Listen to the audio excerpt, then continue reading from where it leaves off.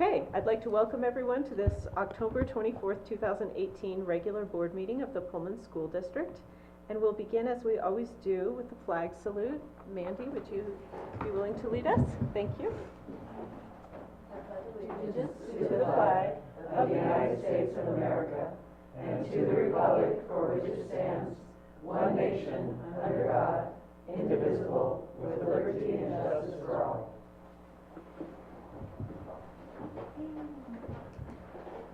Thank you. The next portion of the agenda is the approval of the agenda. Superintendent Maxwell, are there any changes to the agenda? There is one note.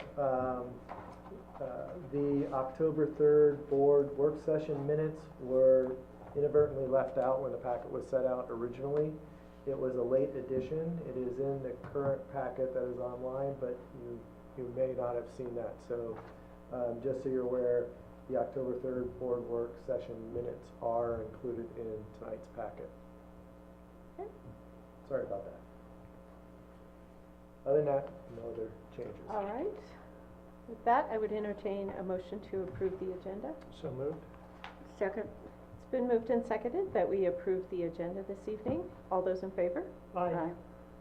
Aye. Okay, thank you. Next, we'll move on to reports, correspondence, and program, beginning with the PHS ASB report. Mandy Raveno, thank you.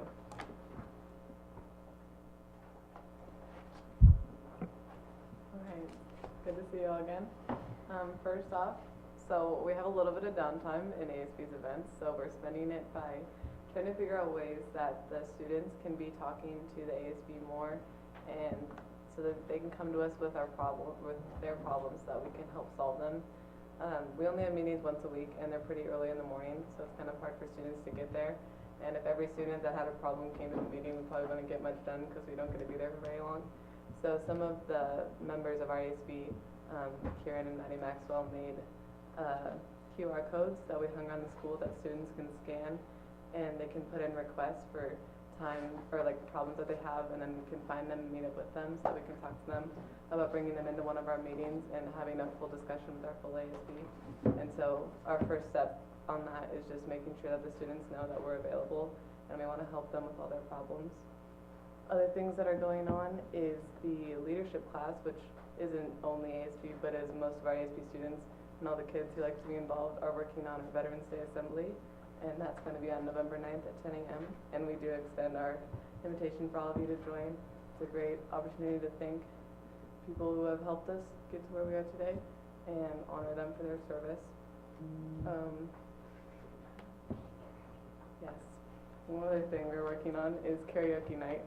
So we don't have any big events going on right now, as I said, because we're working on joining our school since our population is growing ever so slightly every year. And one of the things we want to do is have a karaoke night. We thought that'd be a great way for all the students to like come together and have some fun.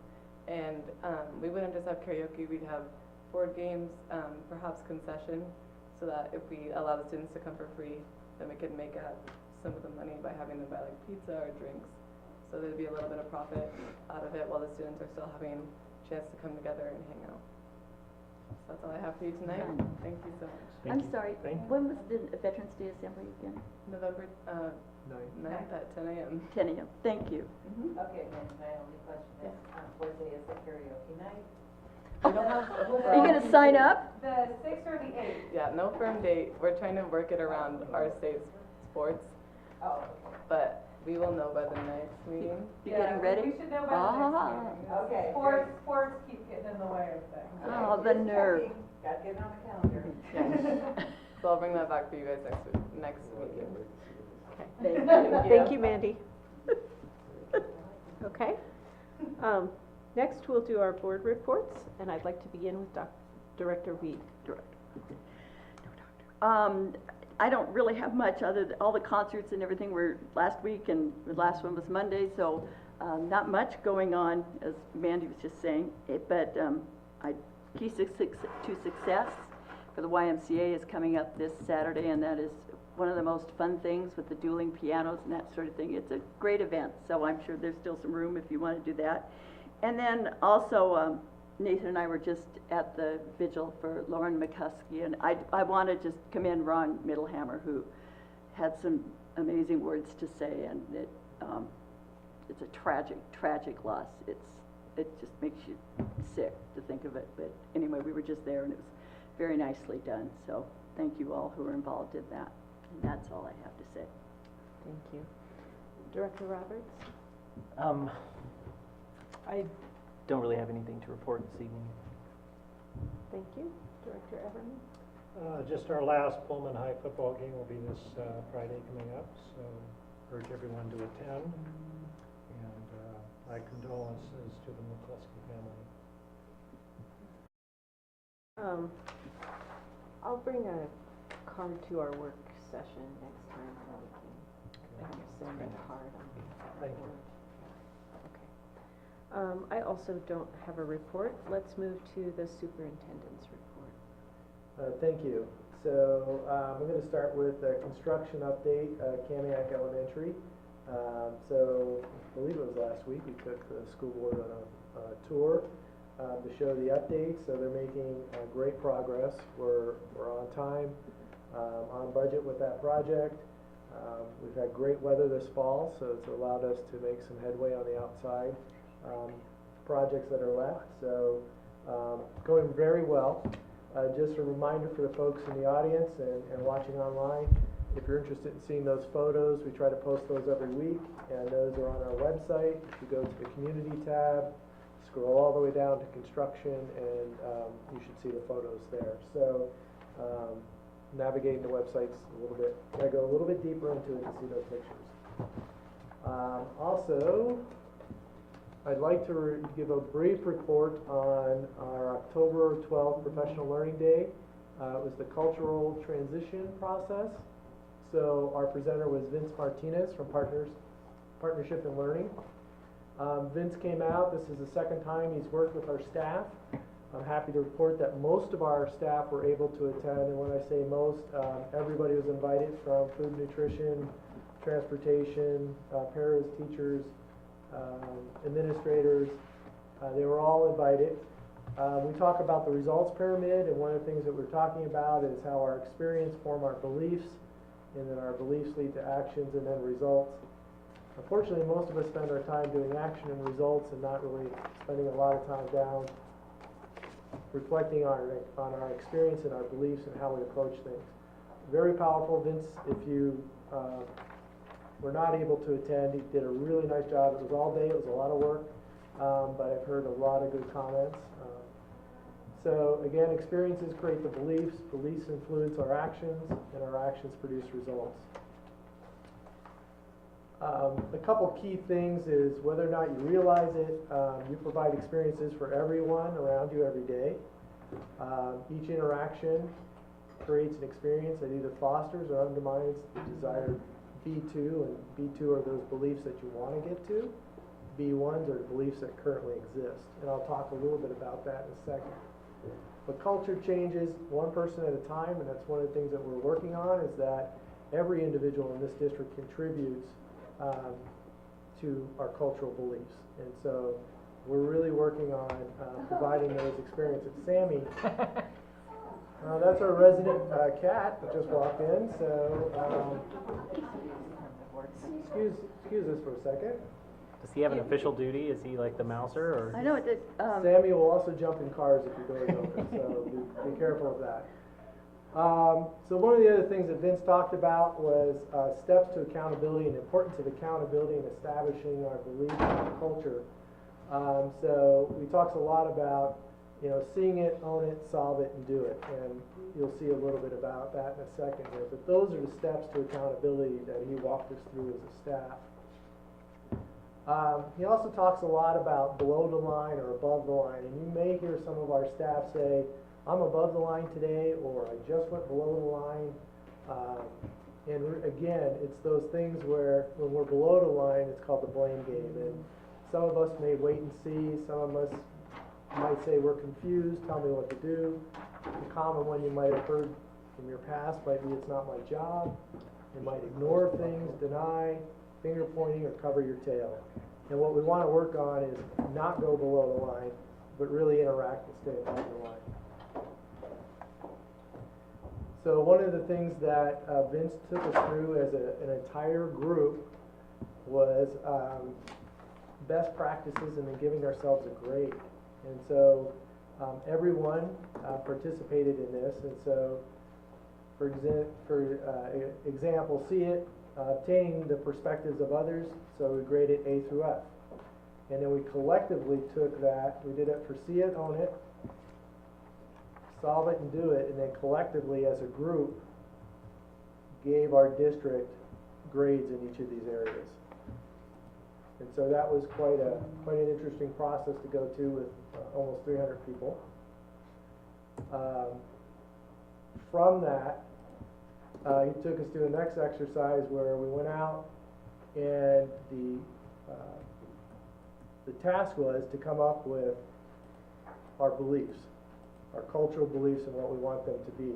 And unfortunately, this didn't come out as clearly as I would like, but after a whole day with everyone involved, so everyone had their chance to speak their piece, have their DNA, as Vince would say, on it, they had to come up with a 2-word title and then an accountability statement beginning with I, because each of us has to internalize this. So take action was one, and I actively address concerns, seek solutions, give timely feedback in a constructive manner, cultivate trust, we value trust and respect all, mutual respect, build together, share decisions, and of course students first. And so we'll be having posters made of these, and they will be distributed throughout the buildings. He also provided us with tools in order to help us get to our cultural beliefs. So one was to seek feedback 4 times a week and be specific, and then we practice asking, what feedback do you have for me? Well, that's really not specific enough, so and then we practice giving appreciative feedback, constructive feedback, and always remember to thank someone for that feedback. We also went through a focused storytelling, and so again, one of the things is being able to practice telling a story in 45 seconds, and showed one of those 6 beliefs, or exhibited one of those, example of one of those 6 beliefs. And then the last was what they call a focus recognition card, and I should have brought some tonight. I forgot about that. But Shannon created a high-five focus recognition card, which has our cultural beliefs on one side, and then you write a note to someone. And I've been seeing those pop up at quite a few places. And so we've had several orders to the district office for more cards. So I think we ordered 2,000 additional cards. And we went through a couple hundred very quickly. So you may see those pop up, or you may even receive one yourselves. So basically that's a really, really brief, in a nutshell, all day long activity. And so very well done. Appreciate Vince. We're going to be working using these tools over the next couple months. I'll be doing a follow-up conversation with Vince to take a look at what we want to do in the future.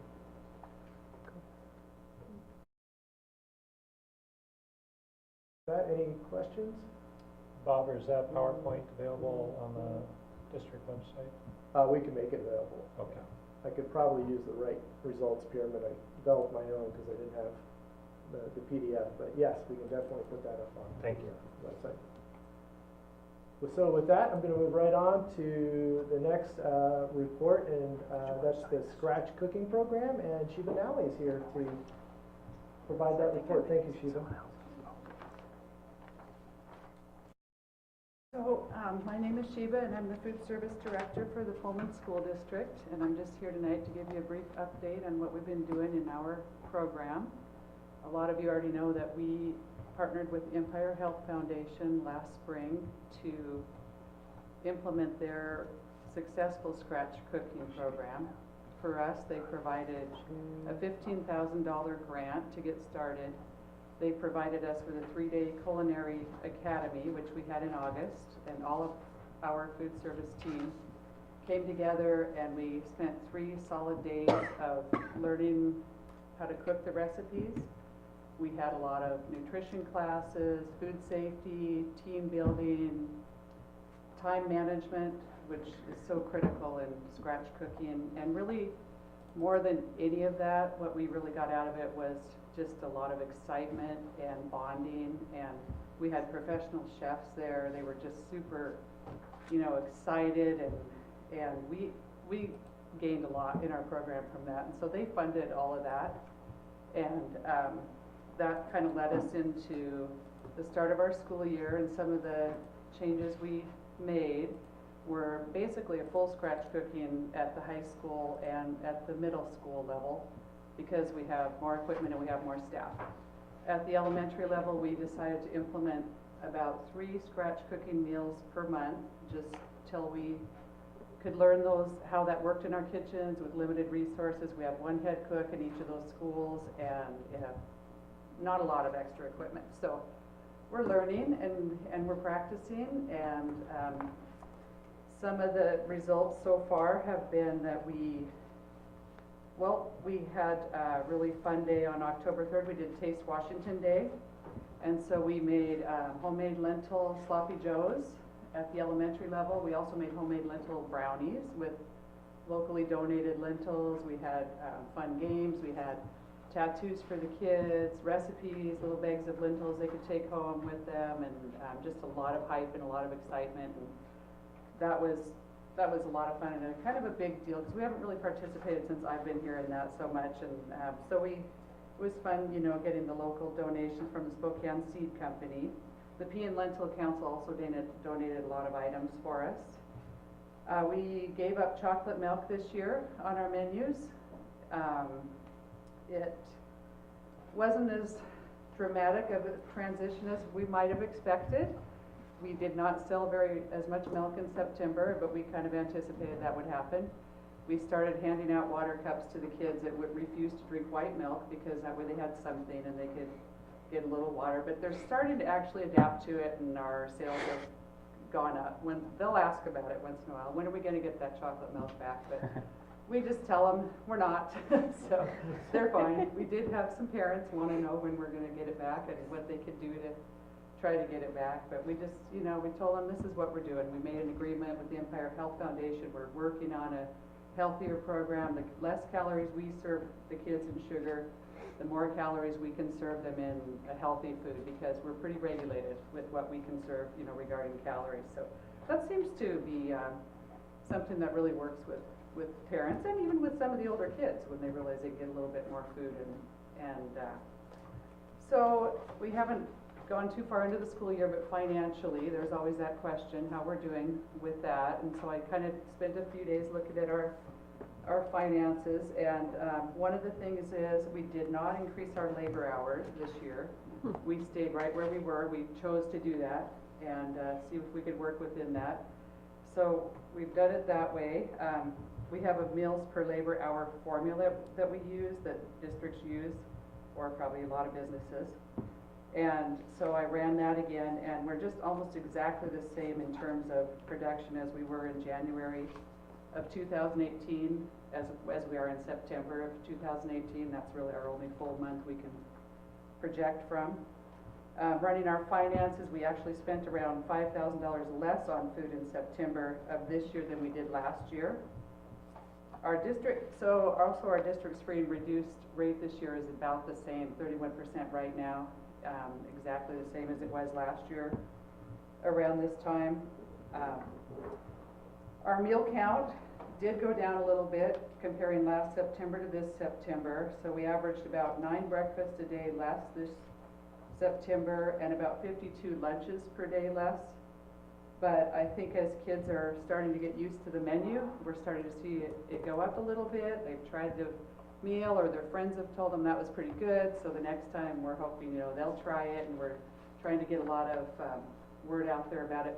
And the kids are actually really appreciative of the food. They're coming to us and they're saying, I really like those potatoes, I really like this meal, or if you could, and they give us suggestions. And I've felt like all of our cooks have received so much positive feedback from the students that the extra work that they've put into it has made it rewarding for them.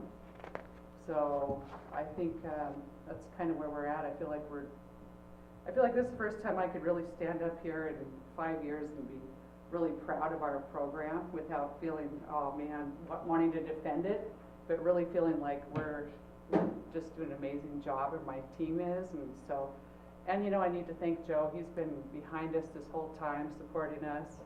Shannon's been awesome about doing all kinds of media for us, and Facebook pictures, and Bob and even the board that came to lunch and ate with us a number of times. It's a lot of affirmation for people that are doing a lot of hard work in the food service. So just want to thank all of you, and if anybody has any questions for me. I have a comment. Okay. The high school smelled so wonderful the day of the fajitas.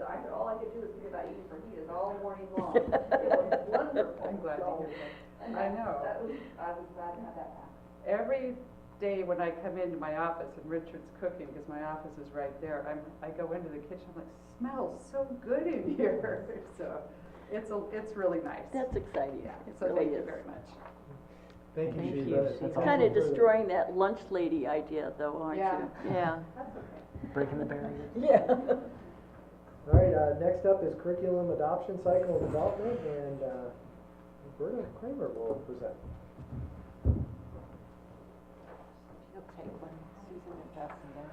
I can do that.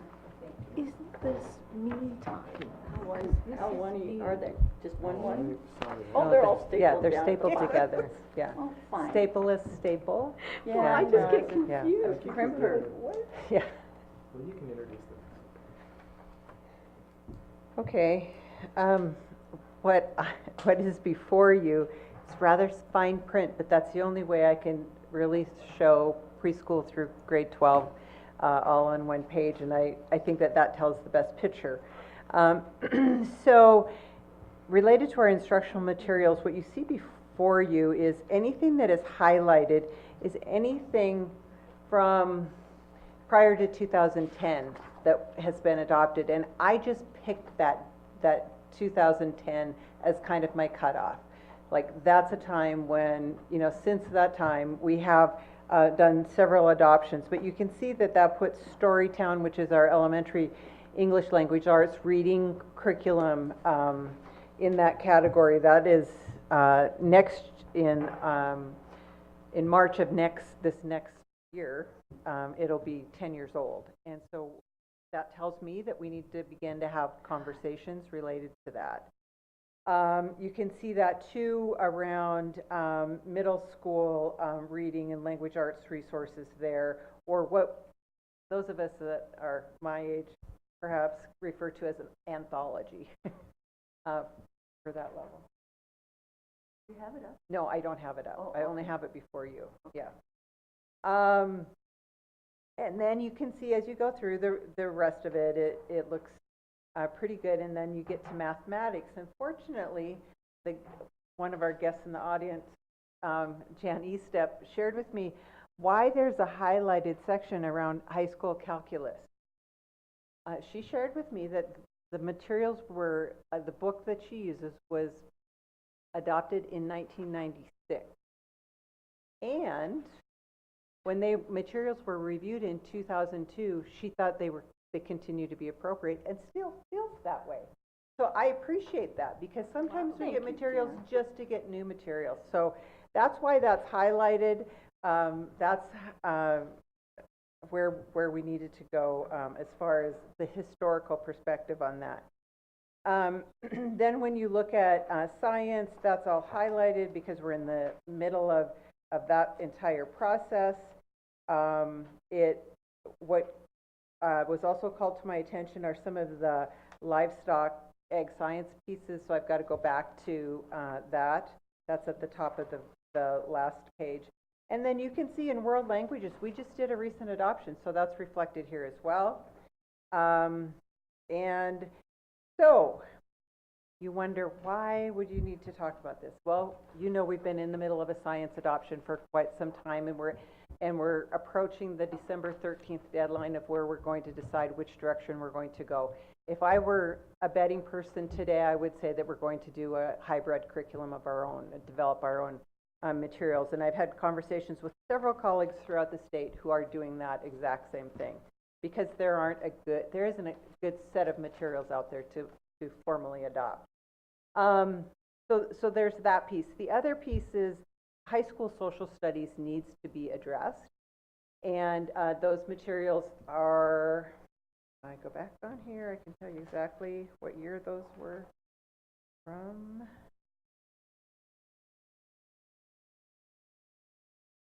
Well, elementary social studies also are from the 2000s, but I'm not, earlier 2000s, I'm not hearing a lot about that.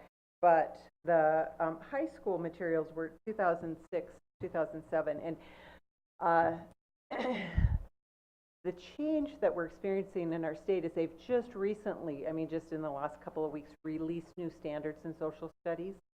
And so we're going to take a look at the standards and take a look at our materials and make a decision. But with social studies, particularly at the high school level, facts become obsolete at some point, or, you know, things change. And as we all know, when we had pull down maps in the olden days, then all of a sudden we couldn't pull them down because nothing was correct on them anymore.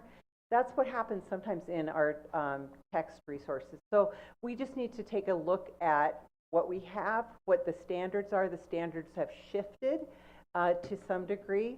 And so we're going to spend some time doing that work really going to hit it pretty hard in January. And then another piece that we're going to look seriously, because we know that our materials are not aligned in elementary mathematics, and we know that we need to look at those, and our teachers have been very patient around that, and so we're going to have to take a look to see what materials might be available that are appropriate.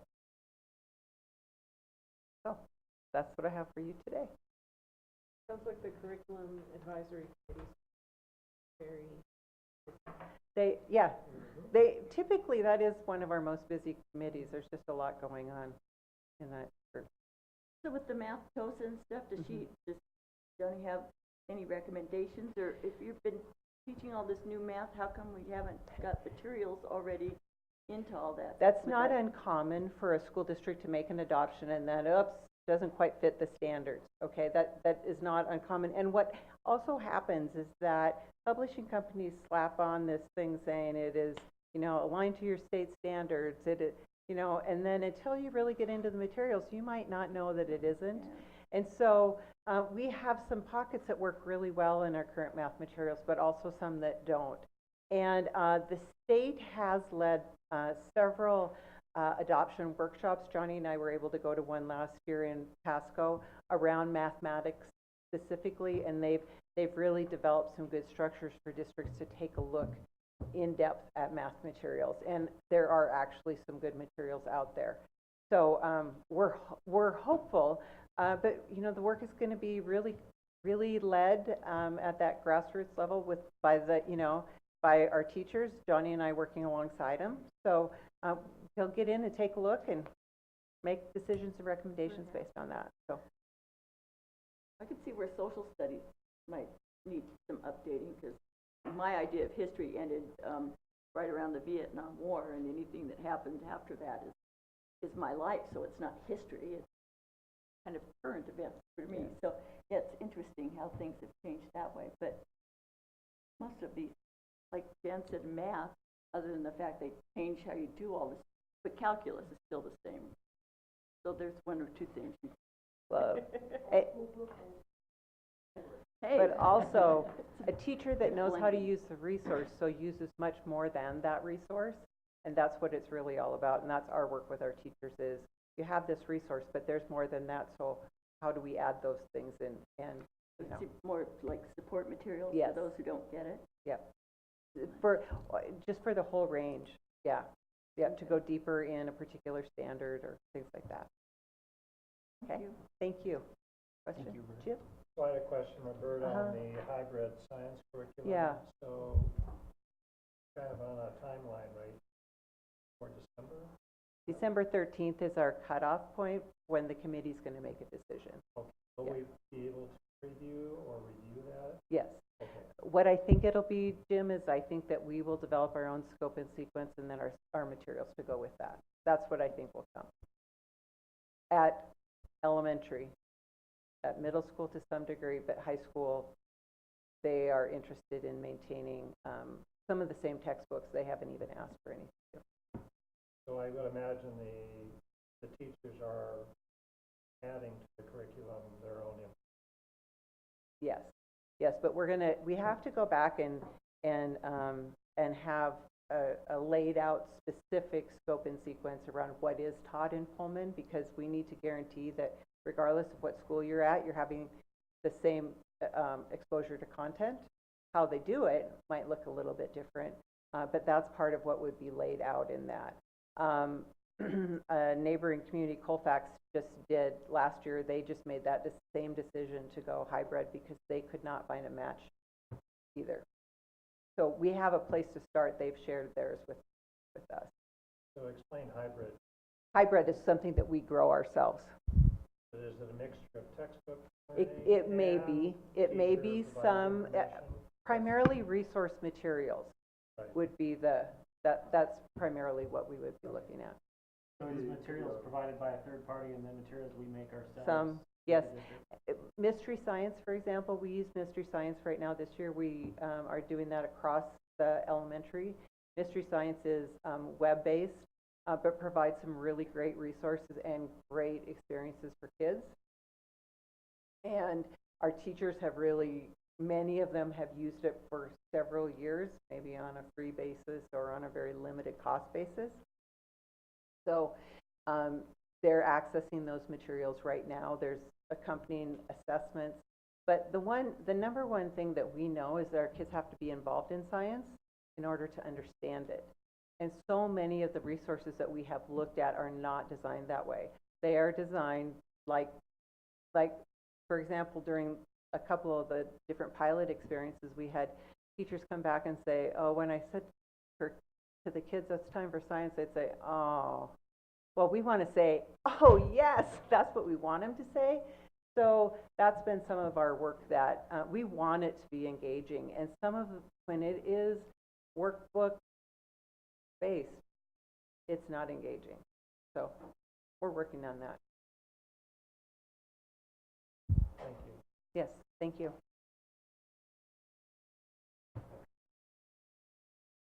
Next, Shannon Foch, our communications coordinator, presenting on district choice.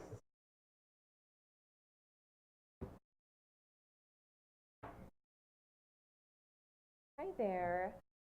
So on the screen in front of you, there's a brief report showing trends in district choice, so both in and out of the district. It shows which grades students are coming into and which districts they're coming from and being released to. And I wanted to point out a couple of trends. Let's see, let's start at the top. We are down about 19 transfers in this year, which I think could contribute to some of our decreased enrollment. I couldn't tell you why that is exactly, but we've got 11 less from Colfax, 4 less from Palouse, 2 less from Colton. And then we are actually up 2 students choicing out of Pullman. That's not a significant increase, but that would contribute to some of our enrollment changes this year. And then at the very bottom, there's a summary of students that have been denied choice into the district, and we actually decreased the number that we had to deny this year, and that's due to capacity. That's typically why a student would not be approved to come into the district. So there have only been 4 this year, and they were all at, I believe, the kindergarten level, and it was just due to lack of capacity, and that won't be an issue next year with Kamiak opening. Is there any questions? All right, No, you're welcome. Thank you for providing this.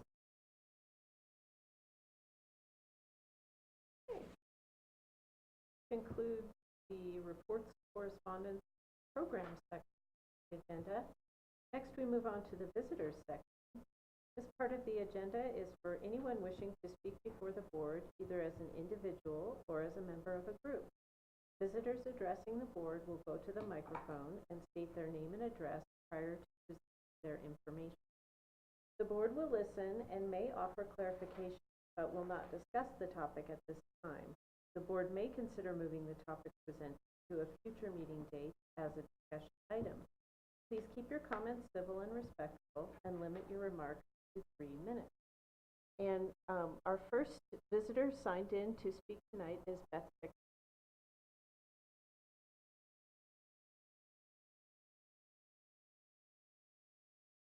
My name's Beth Ficklin. I live at 1040 Northwest Clifford Street here in Pullman.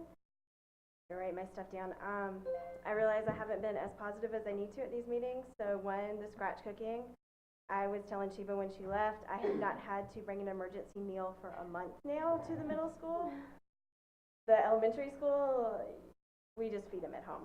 But the middle school, the high school, we are not having to bring emergency meals. This is good for me. I'm loving that. Great. Some of the changes that we're making, I'm very hopeful that these are going to be more positive. So, I'm just glad changes are going to be made. I'd still like some information on forming a parent, student, teacher, administration group to address special needs in the district. And I'd really like to either get in writing why we're not doing that. At this point, it's been 2 years that I've kind of been asking you for something like this. And, my next step on this is actually OSPI. So I just want to let you know where I am, what I'm expecting. And then in reviewing our kids, IEPs, that's all coming up this year, we have a pretty significant gap from that 5th grade class where Mr. Church was taken out. And I just want to make sure that the other 30 or so kids that were in there, that you guys are following up with them to make sure, it's a pretty significant drop in MAP scores for that one child. And then we're playing some pretty good catch up in math and science after that. So I want to make sure that you guys are following up with that class to make sure that they're actually getting what they need. And I think I had some other questions at another board meeting I'm still kind of waiting on answers for, that I can talk to you later about that. But thanks. But like I said, go back to the positive. I've been trying to be better and have a better attitude. So I appreciate some of the changes that have happened. Thanks, Beth. Roberta, could you offer any clarification of the parent group that We do have a parent group. It's a parent resource. Thanks, Bob, for that. Parent resource partnership, and it is staff members and invited whoever wants to come can come. Yeah, I don't know that there has been a meeting yet this year, but I will follow up with Megan on that on Monday. Yeah, we just confirmed the dates and times, but we're looking for locations, so I believe Shan's published those. Yeah. Oh, thanks. That just happened today. So that's kind of, and I'm aware of what I'm at. Like I am looking at special needs.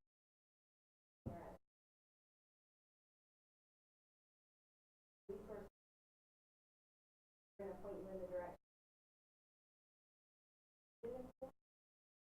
But something to build a better program in the district.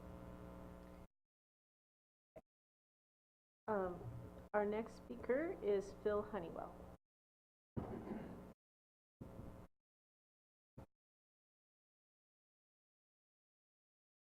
I'm Phil Honeywell. I live at 1215 Northwest Orion Drive. I've got kids all over the district. And to start off on the positive note, following her lead, the latest band concert was outstanding. And what Andy is doing both in band, choir, or in all three, band, choir, and drama is fantastic and needs to be acknowledged and sung from the hilltops because it's really a fantastic program for a district this size, or for any district, really. What I'm here to discuss, or to ask about, is the changes here at PHS in the administration, and the timing of said changes. In light of everything that has happened in the last 2 years, to make a change a month and a half into the school year and to pull a Title I teacher who was up for 2 principalships and wasn't qualified, in my opinion, for either one of those, and to pull her into this school when you could have made the change. If there was an issue, you could have made the change over the summer, and now you're disrupting 2 schools and the student lives of how many students, of all the Title I students at Sunnyside, and of any student that is interacting with Eric on a personal level here. After everything that's gone on in the last 2 years, is the administration listening to what we're saying? We've been talking about this management issue for 2 years. It's time for the board to pay attention to what the community has been telling you. This is embarrassing that this is happening. We're a month and a half into the school year and you're pulling a principal and moving a Title I teacher where you're going to disrupt the students that Beth is talking about and has been asking for answers for 2 years. It's unbelievable to me that the board hasn't exercised any, it doesn't appear to be exercising any oversight. And things aren't changing. Behaviors aren't changing. So please, the school board, pay attention to what's happening here. I've got 6 more years in this district, and I've had a great experience with our kids here. That's changing. Every year, it's getting worse. If my son wasn't graduating this year, I don't know if he'd be able to graduate. Because it is an unhealthy environment, and that's going down to the students. The students are seeing it. So please listen to the community. Thank you. Thank you. Would anyone else care to address the board? Please.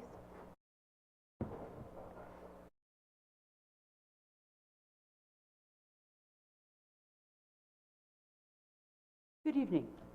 My name is Jan Estep, and I live at 1960 Northwest Valhalla Drive, and I happen to be a faculty member here at Pullman High School. The decision to transfer Mr. Hines must have been a difficult one that I assume that Dr. Maxwell and this board thought through very carefully. It is further complicated by the timing in the middle of the semester and the fact that we cannot know all the details of a personnel decision. There's no doubt that this decision will affect the high school and its staff, possibly in unforeseeable ways. It is clear that some individuals do not agree with or understand this move, but I would ask that they allow for the following. Please allow for the possibility that there are others who feel differently. Please allow for the fact or the possibility that they are unaware of details that would challenge their conclusions. At this time, this situation comes down to trust, and I believe at this time that it is important to trust our board and Dr. Maxwell. Thank you. Yeah. Would anyone else care to address the board? Okay, thank you.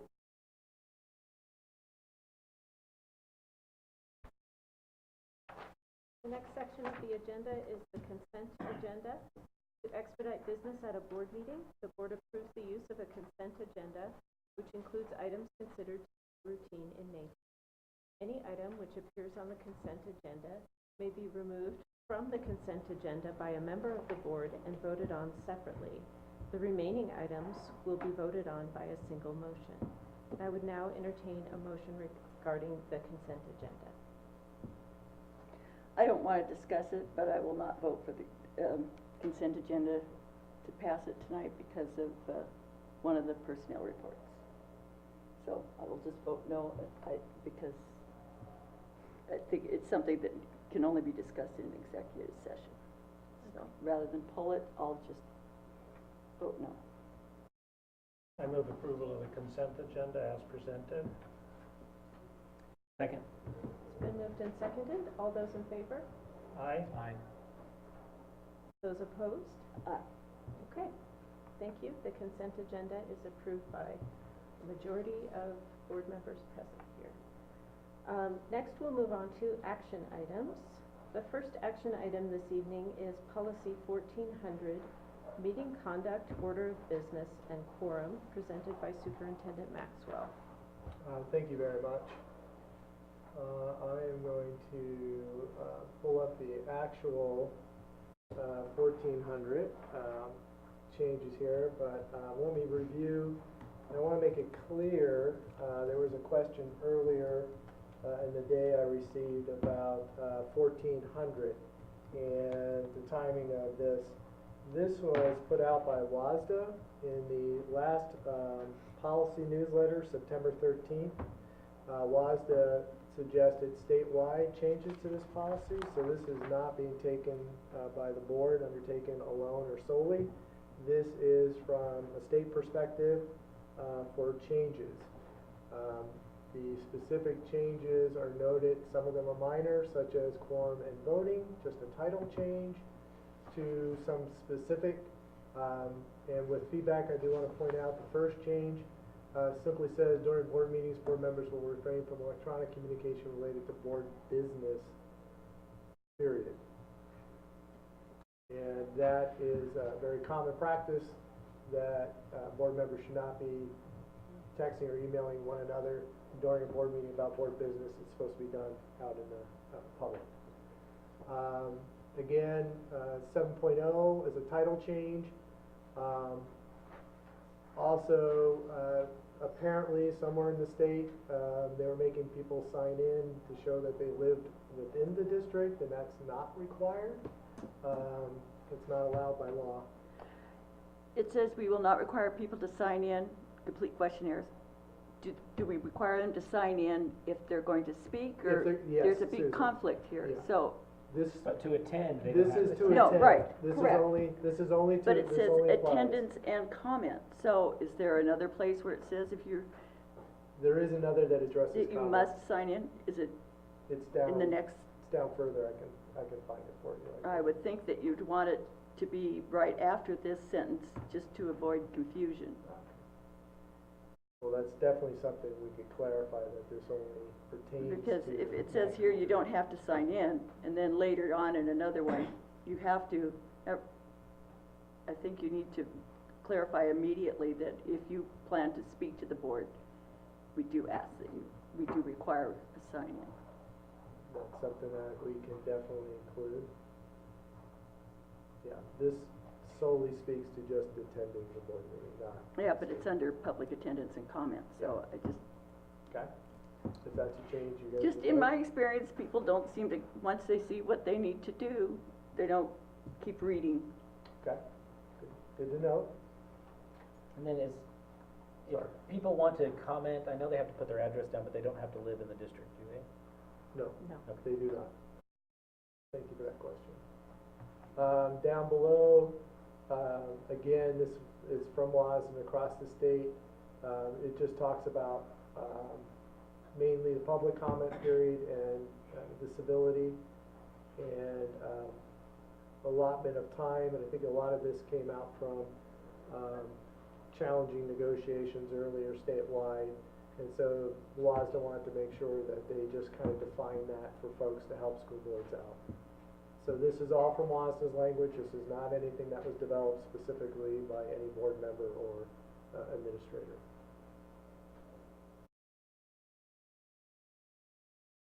So, And I did not read this thoroughly enough, and I apologize for that, but have we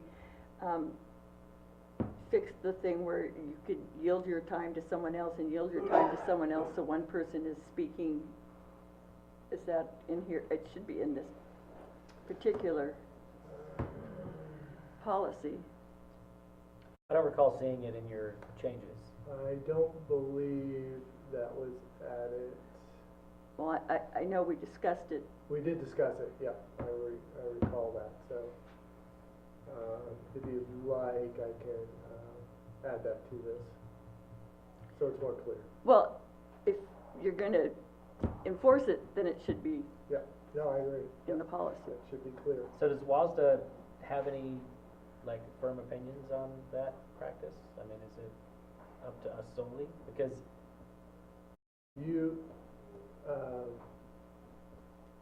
You also you do not have to allow everyone to speak either due to time constraints if you run into that. So you can also get a representative sample rather than have everyone.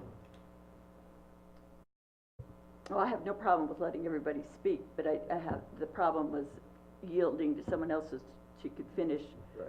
her statement, and even if it's just a matter of passing the rest of the statement over to the next person would be probably more appropriate than just yielding. So that the whole statement that they felt needed to be read could be read, but Yes, I do recall. Is there a procedure that goes with this? I can't remember. Funny, we've, It was approved at the last meeting or the meeting before that, Yeah. and that one may have had specific language related to not giving good time to someone else. yeah. I can pull it. So it seems like we're still not quite, Still, sounds Ready. like you're not ready, and that's fine. We Yeah. can take that back. so we need a way to address, the sign-in sheet and, Right. or figure out where is it about the sign-in sheet. can we also state in this policy that we will contact everyone that signs up to speak? I think that's.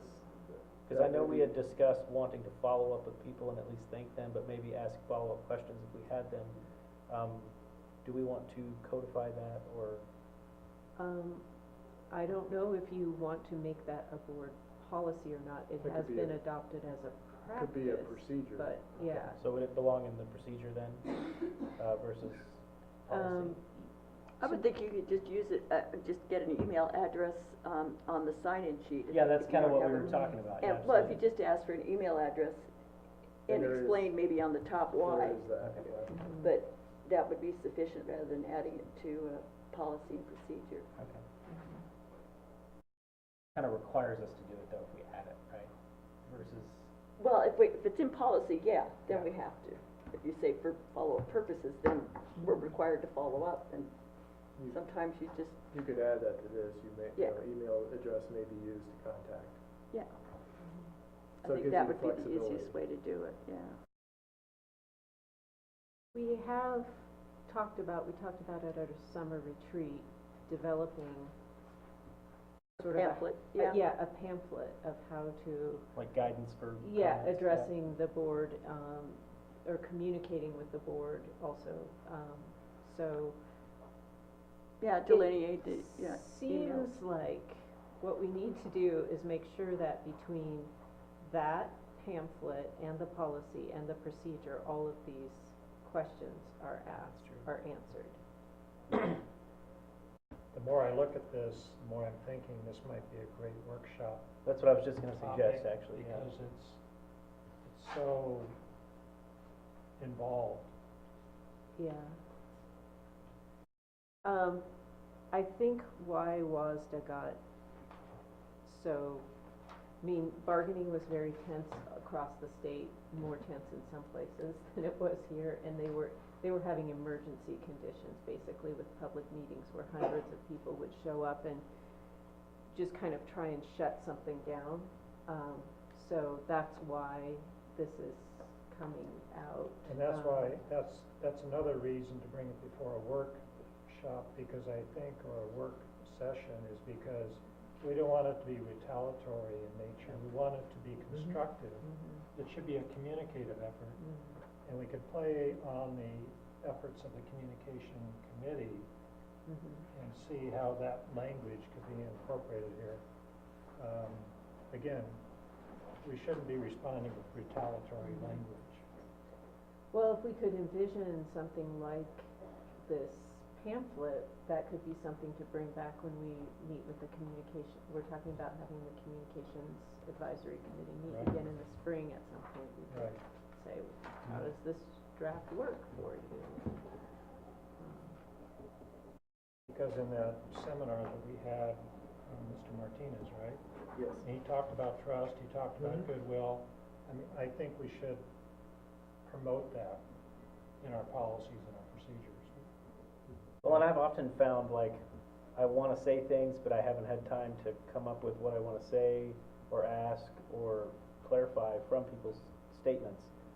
Sometimes they're thick, you know, they have a lot of stuff going on. And so really, you know, obligating ourselves to reply to them, and maybe even obligating ourselves to reply with a suggested solution or additional information or something to address the concern. I mean, just to word it like that. I mean, I think that's kind of in the spirit of what we're trying to do, right? I mean, Close the loop. yeah, exactly. To provide feedback, and well, and if you want to get to the experience model, to provide an experience for people who are upset and come here to tell us that they are being heard and not ignored. Because I think, I mean, we deal with a lot of stuff up here, and they only have 3 minutes, and sometimes there's 10 or 12 people, you know, not often, but sometimes. It's really difficult for me to get all that and then say something, you know, and so just forcing, and like we had talked about in the committee meeting, we could share that burden. I mean, as far as, you know, if there's 4 of them, 4 of us contact one apiece, or, you know, we can discuss that, I think. Because, you know, I don't think Allison should have to do it all, you know. And some of us may have thoughts, you know, that we want to share. So, I mean, I don't know, I think pushing that a little bit, I would prefer pushing it a little bit, just to obligate us to close that loop, if you know what I mean. Well, I think as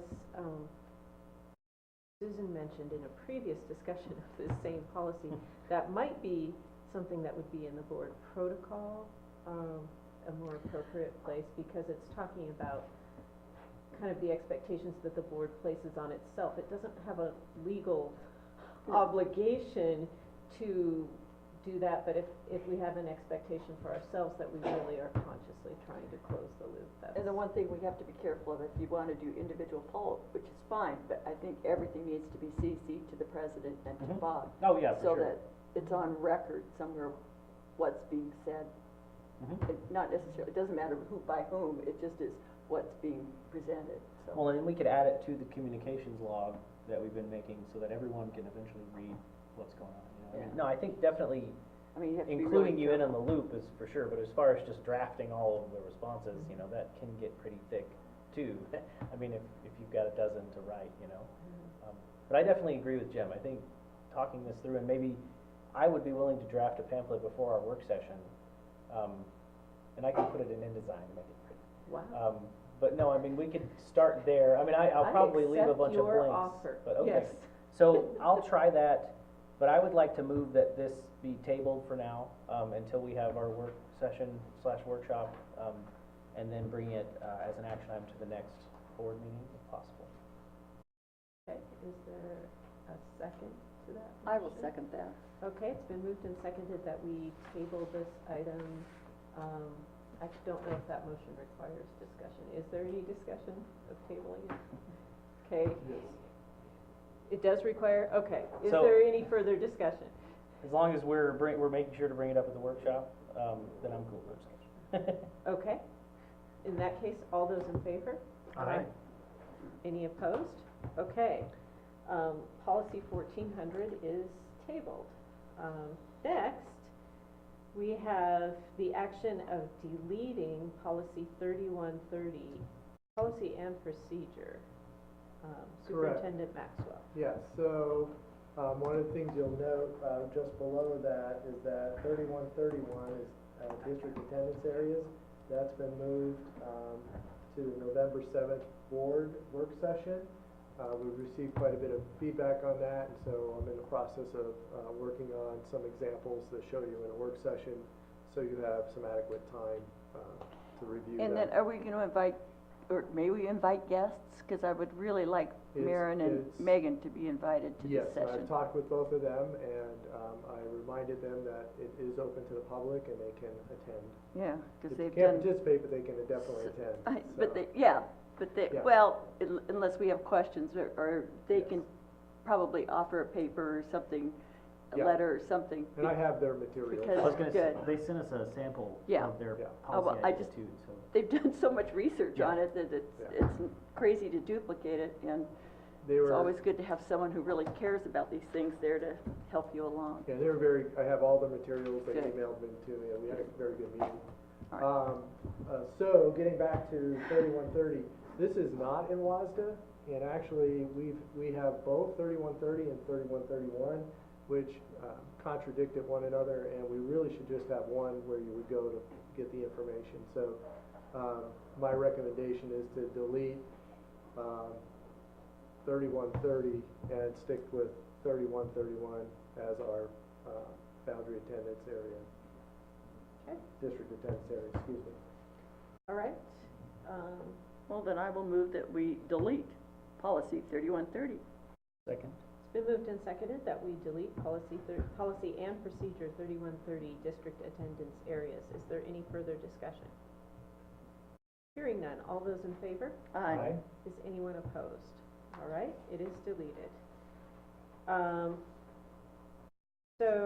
It looks like for item C, 3131, no action is needed at this time. No action. Okay. I was You wondering wanted that was Yeah. tabled Okay. last meeting and Gotcha. moved Yeah. to, I did appreciate just keeping it on the agenda and knowing where we are with No, it, that's though. good. As a kind of, Yeah. it's still present. Yeah, serves as a reminder, Yeah. and you know when it's coming up. yeah, Okay. I like that. And with the other, with 1400, we'll probably not put that on the November one, because that one's already, work session's gonna be pretty full, so I'd recommend moving that to a further work session. 'Cause December or January. December or January. Yeah. That would Okay. give Nathan time to work on that. So that may give you some more time, Nathan. And Booklet. I'm working It's on, growing. hey now, It was a pamphlet, booklet, it is now it's a growing. That's- booklet. So I actually wanted to say, on that note, I plan on giving a report to the board in the coming weeks on just the recommendations of the committee, and so I think, Shannon emailed me, but I think that will appear on either the next meeting agenda or the meeting. So. Okay, super. Okay, so, next, we'll move on to policy 3413, student immunization and life-threatening health conditions. Thank you. So this was one of several WASDA, again, changes and recommendations. So this, the changes that are recommended to the policy were reviewed by our lead district nurse, Michelle Hyatt. The two additions are exemptions from immunization. The district will allow for exemptions from immunization requirement only as allowed by RCW 28A 210-090. And exclusion from school, the district will exclude students only as allowed for by RCW 28 210 120 and WAC 392380050. So those are the two. It's literally exactly one sentence each. Do you know, and this is just a reference question, do you know what conditions allow students to be excused? I mean, are they religious and Religious is the most common belief-based? one that's used, faith-based. Or, I think, certain health, Certain health conditions, if an immunization Autoimmune would put disorders them, or something? yeah. yeah. There's like three, I forget what the other one is, but Michelle would know off the top of her head, but, you may be hearing about this, there's also chickenpox outbreak in another area district, and unfortunately now those students and or staff may not attend for 3 weeks, Wow. so. Long time. It's a lot different than they used to treat chickenpox when Yeah, I was a kid. so, anyway, any other questions on? Pretty straightforward, No, I move that we approve the change to policy 3413. Second? Thank you. It's been moved and seconded that we approve revisions to policy 3413, student immunization and life-threatening health conditions. Is there any further discussion? Hearing none. All those in favor? Aye. Aye. Is anyone opposed? Okay, the revisions are approved. We have but one discussion item tonight. This is surplus buses presented by Executive Director of Operations. You always save the most exciting I topic know, for Joe last. Thornton. Tiny homes. Because we want you the I thrill of know. enjoying the whole meeting. And I have to go off on this tangent, pardon the pun, but Jan, how old's calculus? How old's the field of calculus? How many years? 350 years. So here's what I promise you. Calculus has not changed in 350 years, but Jan E-Step gets better every year. I can guarantee you that. That worked right there. Yeah. It's on tape too, so you Yeah, can prove it. yeah, But- yeah, there you go. But now you have to stick around. that video clip and I'm gonna put it as a video. But when was the calculus curriculum adopted? Well, Actually, it says 96 on it. And that's the age of the oldest bus, right? Oh, goodness. No, we have a 1990 bus, Oh, that's right, there's Yeah. a nine, so. which is probably older than Shannon. Not quite, I know, that's an exaggeration. Yeah, so anyway, this compliment to Jan is coming from somebody who had 2 daughters in her classes, so thank you. As you know, we have a grant from the Department of Ecology to help us replace buses. We're getting $35,000 from them for each bus that we purchase this year. And we've actually revised the grant with them. This year we're doing 4. We have a grant funding for 5 next year if we want to use it.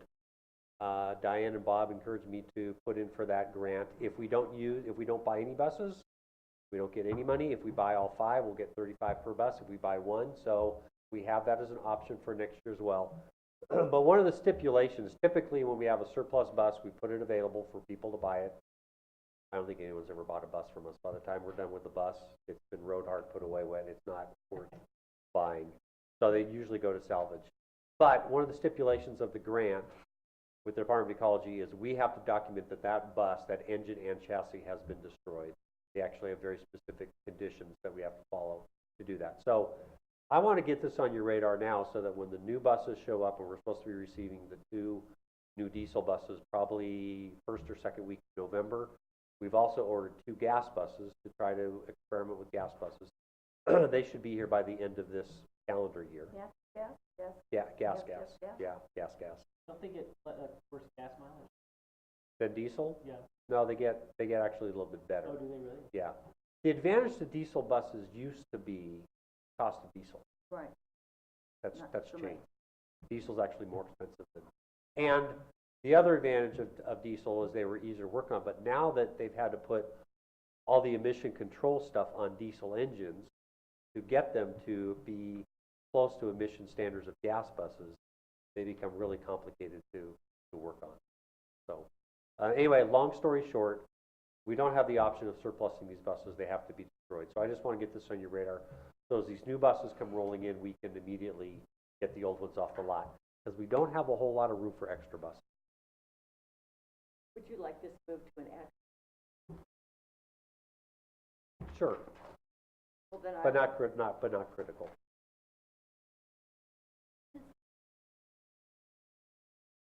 I will move. I think that was a subliminal message. Yeah, I thought so. Allison, you look like you had a question. Remind me, what's the cost of a new bus? By the time we add on some things that the state does not put in their base bids, because the state generates bids from all the vendors, and then we can buy off that bid list. But they don't include everything you need on a bus. They don't include, for example, a fog light, which you have to have in Eastern Washington. They don't include cameras, which, why would you have a bus without cameras these days? By the time we add all those things down in, it's about $130,000. So we're getting roughly 29% from the state to cover the cost of these buses.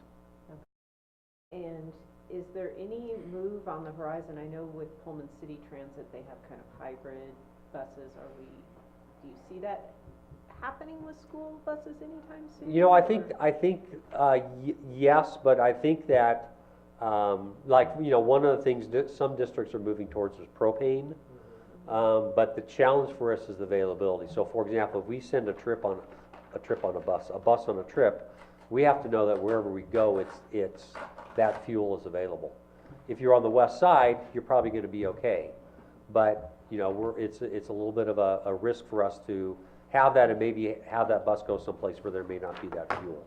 As far as the hybrids go, if we knew that a bus we were buying, and by the way, the upfront cost of hybrid buses is greater. Oh, yeah. But if we knew that bus would only be a route bus used in town, we could probably get away with it. But all of our buses, to steal a term used earlier, hybrid, all of our buses need to be used for both route, to and from routes, as well as trips. Okay. So the effect of this resolution, if adopted, would be in declaring them surplus, we're committing to buying 4 new buses. Well, you've already committed, okay. you're already committed to that. Okay, Hate to This be is the getting bearer a of bad news. reimbursement on part of the cost. Perfect. of Yeah, those 4 but Okay. this is allowing us to not only declare them as surplus, but also follow the guidelines from the state and destroy them. okay, thank you. And one more thing that you didn't mention is that the old buses don't get payments from the state annually for depreciation, I knew whereas that, the new yes. buses do. Yeah, Just for so public- these 4 buses are off the depreciation schedule. We're done getting money from the state. These 4 new buses will immediately be put on that depreciation schedule. Got And it. in an ideal world, once a bus is off that depreciation schedule, you get rid of it and replace it. I think you probably heard me lecture about that. Okay. Is there any more okay, so the motion was to all those in favor? Aye. Okay, I move that the board approve resolution 1904 declaring buses 2, 4, 5, and 8 surplus. Allow the district. South. Thank you for so eloquently wording that. Oh, I It's been shouldn't moved have and read it. seconded. Great action. Please restate the motion. No. All right, I withdraw my request. Is there any further discussion of this? Hearing none, all those Aye. opposed? Okay, Thank very you. good. Well, we Thank took you, Joe. care of everything on this agenda then. There are some informational items. And if there are no objections, we will now move to executive closed session. There are 2 purposes by closed session. One is evaluating a public employee or employees. Superintendent, how long do you expect?